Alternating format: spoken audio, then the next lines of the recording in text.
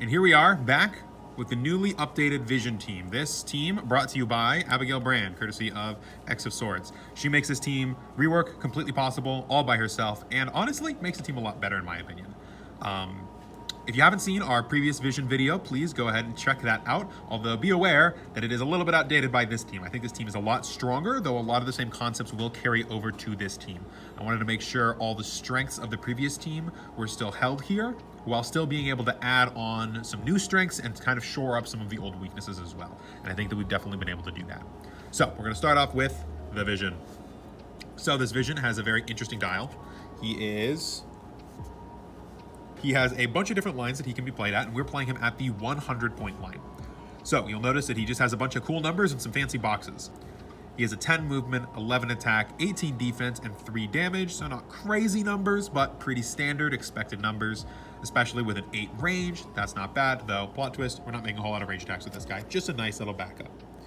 So looking at all of those white traded powers, first off, we've got traded plasticity, and adjacent characters cannot use improved ability. So primarily this ability will be affecting opponents' abilities to move away ignoring characters, because that forces them to deal with your plasticity. Now if they have phasing teleport, they can still move away, they can still be telekinesis away, so it's not like a permanent lockdown, but it does force some more elusive characters to play by the rules. Next up with his traded movement here, we've got Flurry, phasing teleport. When Vision uses phasing teleport after resolutions, it can use Flurry as free. So this is where we're getting really into the start of this character. You get to use phasing teleport. He can phase 10 squares and then flurries for free. So he attacks twice with an 11 attack for 3 damage. That's pretty good. On its own, a pretty good offensive piece. Really hard to tie down between the plasticity and the phasing. And when he does phase, you just move at your opponent, you chase them down wherever they went, and you hit them twice for their troubles. This also allows getting onto your opponent's backline, their more supportive utility pieces, quite easy, as you can just run through their main guys, run past their main guys, ignore them, and punch their little idiots a couple times, killing them off right away. Next up, we've got the defense ability, Invincible, Super Senses, Willpower, Protected Outwit. Pretty simple. So he's got Invincible his whole dial down, so he's taking 2 less damage, including penetrating, so he's hard to actually deal damage to. He's got Super Senses, so he's got the rollout. He's got Willpower, so he's always moving, or at least moving a little more often than he should be. And this ability itself is Protected Outwit, not the entire character, but we're going to fix that in a minute. And then his special damage power here is Outwit, Shape Change. When Vision uses Shape Change and succeeds, after resolutions, heal 1 click.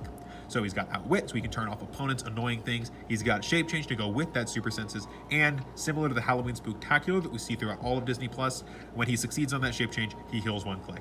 Now he does not have a stop click like the other Spooktacular characters, but he's got the Super Senses, he's got the Shape Change, he's got the Invincible, he's got the healing with the Shape Change, and he's always running at you, always attacking you. This character is a pain in the ass. This character is definitely a build around, and our local Tucson event, one of the top players made it to, I believe, top 4 with the 200-point version of Vision, and then just giving a bunch of relics. We prefer this version of the team over the relic spam version, but they're definitely both quite good. So one of the easiest ways to actually kill this Vision is you can't outwit his defense, but you can just outwit his phasing, and then his offensive pressure drops dramatically. Now he can try and outwit your outwit back, but if you have Cosmic, then he just kind of sits there and doesn't really do much. He doesn't have a move and attack outside of that phasing, and he needs to use that phasing as part of his movement to get the flurry off. So if you just stay slightly away from him, have a power Cosmic Outwitter, just snipe his phasing, he's kind of shit. So we solve that by giving him a Herald Dial. So the Herald Dial has a lot on it, and realistically, there's a little bit of extra utility that technically comes out of this piece, but it's this line right here. It's the Cosmic Rebirth line. So during Force Construction, you choose a standard friendly character whose point value is equal to or less than half the build total to become the Herald. This is another reason that we have to run the Vision at 100 points and not 200 points, because we can only have our Herald be 150 points or less. Now, if you want to take this team to 400-point teams, then go for it. Just kick that Vision up to 200 points. Instead of the 100, he's exactly half. He can be your Herald. You're good to go. But as far as more competitive 300-point teams, the Vision has to be at 100 in order to be the Herald. So the Herald has a range value of 5 if its printed range value is less and can't be equipped or replaced. So we can't equip him, we don't have any other equipment, so we're not replacing him, and he has a range value of 8, so that doesn't really matter. But the Herald has Power Cosmic and could use the power displayed on the Herald Dial. Now, I'm gonna be real, most of the powers on the Herald Dial aren't super relevant for this Vision, but that Power Cosmic is. It makes his entire dial unoutwittable. You can't turn off the Shape Change, you can't turn off the Plasticity, you can't turn off the Flurry, you can't turn off the Phasing. That's the big thing. And that is going to make Vision flying at your opponent at Mach 10 unstoppable, murdering the shit out of them.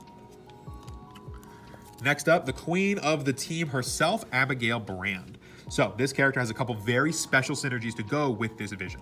This is a sword theme team, only because of Abigail Brand. You will notice if you're familiar with these back three guys, they're not sword, they're X-Men. Vision here, Abigail Brand, Tyler Hayward, and Jimmy Woo are all sword. Thankfully, Jimmy Woo is the last couple points we needed for this team. So that was a nice little addition to the team. But also, Abigail Brand's first trait here is leadership, which is always nice because we don't actually have a whole lot of other leaderships on the team. And when establishing theme teams, characters on your starting force with the X-Men keyword gain the sword keyword. So this is how we're actually making this a sword theme team, and also bringing in a lot of the utility pieces from X-Men characters to this sword team. Also, because a lot of the sword pieces that are already out that are actually quite good are pretty cheap, and we can bring in a couple more cheap X-Men pieces to go with our strategy. We actually have 7 characters on our team, which I find to be pretty good for winning map roll. The Galactus Herald dial does not count towards your total. He does also not count to breaking sword, so that's perfect. Then for her actual abilities, we've got this special movement power. Phasing teleport. When Abigail Brand uses it and moves 4 squares or less after resolutions, she may make an attack. So this is very similar to the Vision's ability, but she has to phase 4 squares or less. So she can't phase a huge range, but you know what? We take what we can get. Also, she can make an attack, not a melee attack, and she has range 6. So she can move 4 squares with her phasing and then take a shot. She's not the best at it, but she's not bad. Next up, we've got the special damage power. Friendly characters within range that can use X-Men can also use Shield. So now, when we've got Cypher and Polaris, who are using the X-Men team ability, they gain the Shield team ability. So, if they're standing next to Abigail, and since Polaris flies, if you do a little bit of planning ahead of time, you can move them up there. Also, they sidestep, so you can do some little sidestep chaining, which is quite nice, to get them up next to where you want Abigail Brand to get to, potentially for free, without taking any actions to do that with the sidestep chaining. Then her range goes up to 8. You phase 4, or maybe only 3, then you take the range 8 shot with a penetrating psychic blast, quite nice. If you need to, you can give Polaris or Cypher the power action to up her damage to push her up from a 3 to a 4. Then she's just got Force Blast, Penetrating Psychic Blast, Toughness, ESD, Range Combat Expert, Shield team ability, quite nice. Once she drops that special damage power, she ends up picking up Range Combat Expert for herself. So she only has a 10 attack for very little, because it's just that very middle 3rd click dial, because otherwise she's hitting with an 11. She also only has her phasing power for the top 3 that is not traded. It is a special movement ability, so you do have to keep track of that. And she only has a toughness. Now, she's only 40 points, and for 40 points, she puts out a fuck ton of damage. And also, even if she did literally nothing else except for that trait that allows our X-Men to become sword, we'd run her. That's what we're running her for. She's a nice little incidental synergy with our phasing combo, but realistically, she's mostly just there for the trait. Next up, to continue the Wombo combo, we've got Tyler Hayward. If you're familiar with the old video, you know what this guy's here for. He's got leadership, and when he uses it and succeeds, this turn he has power action, move an adjacent friendly character up to half their speed. Then if that character has a sword keyword, after resolutions, it may make a close attack. So when Tyler Hayward succeeds on this leadership, it's not a replacement leadership like a lot of other leadership roles. You do still get to remove the counter. And since Abigail Brand has made everybody on the team sword members, even though he's only 20 points, he can still remove the counters from anybody he's standing next to. Also, when he succeeds, he can power action to move an adjacent friendly character up to half their speed. Then since they're sword, which the entire team is, they can make a close attack. Typically, this is going to be used on Vision. Now, notably, he is moved with half of his speed with Tyler Hayward, not by phasing teleport, so he does not get a flurry at the end of this. But you can have power action with Tyler Hayward, move him up 5 squares, make the attack, then phase with Vision, move up 10 squares, make 2 attacks with the flurry. Pretty good. Then, just to protect himself a little bit, he's got the stealth, and he's got incapacitate in case they run at him. He's got mastermind, so if you want to pair him with Vision, realistically, the easiest way that they're going to be able to actually deal damage to Vision is by attacking Tyler Hayward and having you mastermind the damage on Vision, because it ignores both rollouts. It does not ignore the invincible, so if they're only doing 2 damage to Tyler Hayward, throw that damage to Vision anyways, it literally doesn't matter, but they're only going to do that once unless they're really, really dumb. Just keep in mind that eventually you're going to want to stop masterminding all the damage to Vision and just let Tyler Hayward die. Typically, I like to try and get the leadership roll off once, maybe twice if I'm pushing it or if I feel like I'm already ahead in the game. But until then, I'll try and keep Tyler Hayward alive. Now, if there's like 7 damage coming at him for no fucking reason, I'm letting him die, all right? I don't like him that much, okay? And also, if he only does take a couple damage, because he doesn't have a whole lot of clicks of life, he drops from that mastermind onto the willpower. He still has the special leadership, his whole dial, so your opponent will have to commit an outwit to that, and then Vision can just outwit it back, unless they're power cosmic, but if they're outwitting Tyler, you're fine. And also, honestly, for 20 points, 4 clicks of life, it's pretty fucking good. Your opponents aren't going to really want to attack Tyler for their points gain, but they're going to have to because he's that good on the team. Next up for our utility, we've got our X-Men in the back, starting with Polaris. This is one of my favorite utility pieces in the game. So she's got this rally, which is anytime your opponent rolls a 5 in their attack rolls, you can put a rally die on her. And then as a free action, you can remove her rally die and knock back any character within range and line fire 5 squares in any direction you choose. So you can target one of your own characters and kick them 5 squares, or you can target one of your opponent's characters and push them 5 squares towards you. So this drastically extends the range of the Vision by telekinesis, and then you can do the free kick because they're still within range, and then Vision can fly 10 squares. He can get into their asshole no matter where they are, as long as they've rolled a single 5, and Polaris can move into range. And she's got sidestep to help with that. She also flies, so she can get wherever she needs to, carrying anybody she needs to with her flying sidestep. Very, very nice. I really, really, really like this Polaris. Highly recommend that you guys try this figure out yourself, even if not on this team, on any team if you have this figure. She's crazy. Admittedly, her keywords aren't great. She's basically just X-Men, but, you know, we like our X-Men around here. Looking at the back of her dial, she is only 35 points for 5 clicks of life. Another thing that's very nice is she's not very expensive for how much life she is, and she serves her role perfectly fine. She wants to stay in the back. She's not really an attacker. She sidesteps while flying to carry somebody, telekinesis them, sending them into your opponent's face, has energy shield deflection, so she goes up to a 19 on the top dials with that defense, and then later on she can hide in stealth while holding on to all those rally dies, kicking people around while being very hard to hit. Fortunately, the stealth energy shield deflections is a little bit of a non-bow. I'd prefer that to be combat reflexes, but the character can't be perfect. She's got to have some faults somewhere, and that's where this one is. Next up for more X-Men utility, we've got Cypher. Now, realistically, this could be a second Polaris in this slot, though a lot of local events will prevent you from running 2 of the same character. Cypher does basically the same thing that Polaris does, but instead of flying and having the rally die, he has Perplex and a weird barrier. That's kind of it. He can also see through hindering and characters, but you know, he doesn't have an outwit, so we're not outwitting stealth. You could perplex down their defense, I guess, and then have Vision run into them, but typically you're just going to be perplexing up Vision's attack because he can flurry and he can get the Tyler Hayward attack, or perplexing up Abigail Brand's attack so she can get the penetrating psychic blast damage in there really well. That's basically what this character is doing. He's also got sidestep telekinesis. So between him and Polaris, he can start a telekinesis. He can fling somebody forward. Then he can sidestep to the other side of Polaris. Then Polaris can sidestep around, carrying him, dropping him off, and then flinging him forward. And then he can perplex. And then whoever you flung forward with Cypher can run into them, picking up his perplex. There's a lot of movement options that we have on this team with between the telekinesis and the phasing and the sidestep. We can get anywhere we want on the map. Now, technically, we don't have like a dedicated map for this team, though maps with a lot of blocking are not a problem for this team. They mess with your telekinesis lines a little bit, but it's not the end of the world, especially because most of your mobility comes between your sidesteps and your phasing. So that's quite nice. One map that we have found that's kind of nice is the Latveria Doom map that summons all the little Latverian guys if you pay the points for it. We don't have room to pay the points for it, and that's just fine. The lines on that map are pretty straight, so your telekinesis lines are not broken up too bad, and there's a bunch of big buildings in the way that Vision can just kind of phase through and get wherever he needs to be. So if you have that map and you want to run this team, go for it. But realistically, this team doesn't care what map it's on. You're phasing, you're ignoring the terrain. So you don't care what the terrain is, except that maybe it's nice to just kind of hinder your opponent. But for you, you don't care what the terrain is. Next up for our last utility X-Men, we've got the Peepers Creepers. Now, he is an X-Men, but he's also a sword, so he doesn't need the Abigail Brand bonus, but he gets it anyways. And as you can see on that beautiful dial of his, he can see through everything. He'd be peeping. And then mostly, the reason why we're running him is his traded ability here. The I can see for both of us. Friendly characters modify speed by +2 if carrying Peeper. Also, he's got Empower. So, you just walk his tiny little ass up to Vision, or start them next to each other. Honestly, that's what I do. And then when Vision moves, he gets a move +2 when he's being carried. Now, the Tyler Hayward move is not part of that carrying bonus.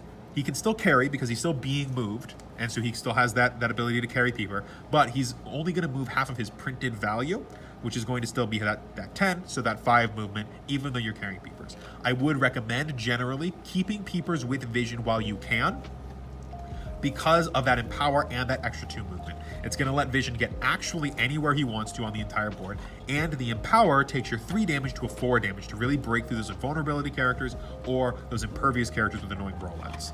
Doing that 2 damage versus that 1 damage is a big difference and really umps the threat on the Vision, as well as the extra 2 range. Plus, he's got shield, he's got X-Men team ability. You can technically do some X-Men healing if you really need to, although most of our X-Men that have that ability are utility guys, and we've got 5 characters with shield. So Abigail Brand's range can go from a 6 up to a drastic 9, because remember, Tyler Hayward has shield, Peepers just naturally has shield, and Abigail Brand is giving all of our X-Men shield. Also, Jimmy Woo is a police, who we'll get into in just a minute, so he can also drop the defense of their attackers. So Abigail Brand with the Perplex up from Jimmy Woo and from Cypher can be shooting at a 13. If Jimmy Woo can see them, their defenses are dropped. She's shooting for a 13 into probably 17s and 18s with 3 penetrating. 4 penetrating, maybe 5 penetrating if you did some shield team abilities from 9 range. That's pretty good. It's one of the main reasons why I really like Abigail Brand on this team. Not only does she allow us to run more utility characters on this team and actually fit a theme into here, which is very important, I find, for getting those probability control rolls, because we also don't have a probability control character, so we're kind of relying on our theme props to carry us there. But also she acts as a much better secondary attacker than Silver Samurai, which was on the previous version. She's a ranged attacker, which is what we really want her for here. She can tango in melee if she absolutely needs to, but having vision, tie him up in the front, Abigail Brand taking massive pot shots in the back, while Cypher and Polaris and Peepers and Tyler and Jimmy Woo are making everything going and flowing, and the Herald Dial is just like technically a threat that will come out at the end of the game if you really need to, though honestly, I wouldn't rely on that. It's not super reliable. Last up, we've got Jimmy Woo, and he's just here to round out the team. He's 20 points of sword. We were 20 points short. Threw Jimmy Woo in. He's got plasticity, which almost never comes up because if they're on him, he's dying. He's got perplex, which does come up, and the main reason we're running him, because we like to have our double perplexers. On the previous team, we had 2 Darcys, and the double outwit, double perplex was very, very big. We do lose a couple of our outwits with those Darcys, but we do keep our perplexes with Cypher and Jimmy Woo. Being able to perplex up your Vision's attack to a 13 and sending him flying into your opponent's butt, carrying a Peepers, so his damage goes up to a 4, is very, very nice, especially since those are free actions. And then we can have Abigail Brand take a pot shot at the back end after she phases 4 squares and shoots at somebody with penetrating damage. I like to have Abigail Brand break all the penetrating guys if they have them, primarily any impervious, because that's a very annoying rollout, any invulnerables, because again, the Vision's not going to be doing too much damage to them unless we have one of the empowerers next to them with either Peepers or on his later dial, Jimmy Woo gets empower. And Abigail Brand is also my primary target for shooting at people who have combat reflexes. Vision only makes melee attacks. Like I said, he technically has that 8 range, but he's not really using it. You're trying to get that flurry in.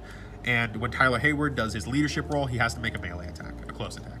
So realistically, combat reflexes does mess with you a little bit. You have the outwit with Vision. You can shoot them with Abigail Brand. That's kind of what we're hoping for there.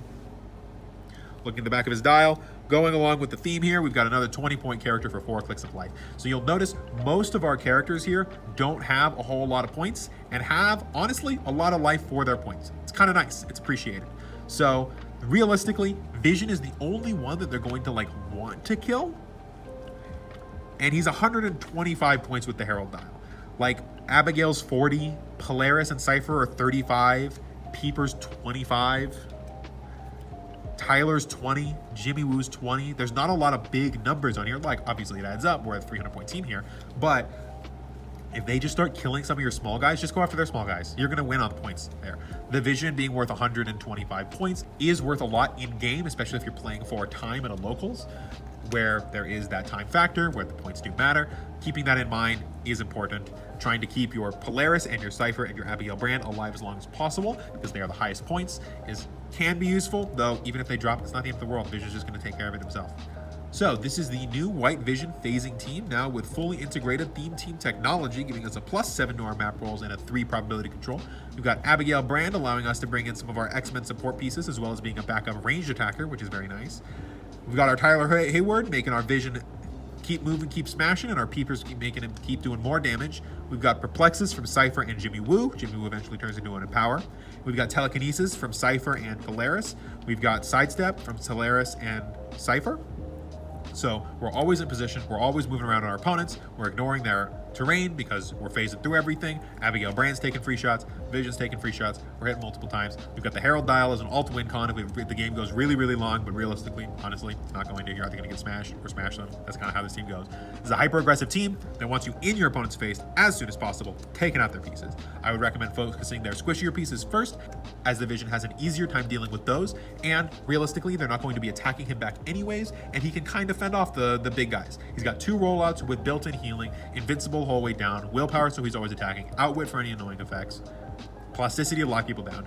He's a piece of shit, and this whole team is. And I love it. This team is great. If you want to try this team out for yourself, I highly recommend it. Fortunately, the White Vision is a little expensive to just buy as a single piece, but if you manage to open it out of your Disney Plus bricks, I highly recommend picking up the rest of these pieces. They're not very expensive. Peeper's an uncommon, Polaris is an uncommon, Cypher's a common, Jimmy Woo's a common, Tyler Hayward's an uncommon. Abigail Brand's a super, but she's a fairly cheap super from what I've seen. So realistically, the only expensive stuff on this team is Vision and, of course, the Herald Dial. The Herald Dial is not mandatory for the team, though it definitely helps giving Vision that quintessence. If you can't get the Herald Dial, I would recommend finding another way to give Vision quintessence or power cosmic, or just the ability to not be outwit, because if they outwit his phasing, he's kind of worthless. So that's just kind of what we're trying to play around with the Herald Dial. Do that as you will on your own end, but for our money, the Herald Dial is the best one at it, though a little hard to get. So if you guys like the video, please make sure to like and subscribe to the channel, and we'll keep pumping out these teams, sending them your way, hoping you guys have some fun with these. We do read all of our comments, so please leave any suggestions for any teams that you would like to see in the future. We've got a couple that we're working on the back end. We're just kind of waiting for some pieces to come in the mail, and so hopefully we'll be able to send those guys your way as soon as possible. See you guys around.